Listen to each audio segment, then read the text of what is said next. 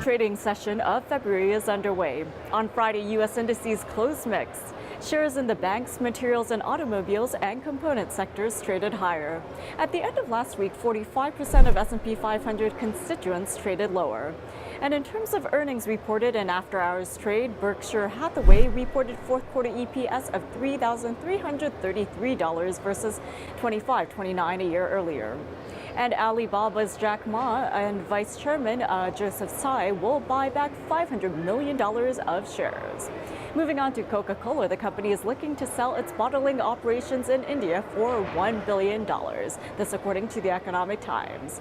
And overseas Asian markets are mostly lower today. The Nikkei was off by 1%, the Hang Seng down by 1.3%, and South Korea's Kospi off fractionally, down by just minus 0.2%. Meanwhile, European indices are seeing a mixed trade, while U.S. futures are calling for a somewhat soft opening. And earnings on tap for today include Endo International. Fourth quarter EPS is seen at coming in at $1.27 versus 62 cents a year ago. And NRG Energy's fourth quarter EPS is seen at coming in at 18 cents versus 37 cents a year ago. As for economic data on tap for this Monday at 9:45 a.m. Eastern Time, Chicago PMI will be coming out for the month of February, and expectations call for a reading of 52.8.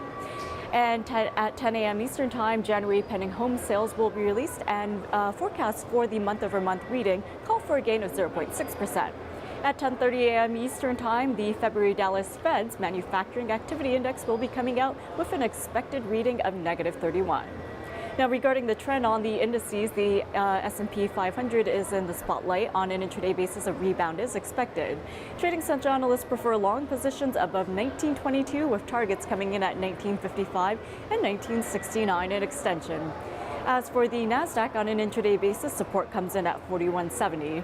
And last but not least, for the Dow Jones, on an intraday basis, the support level is at 16,425.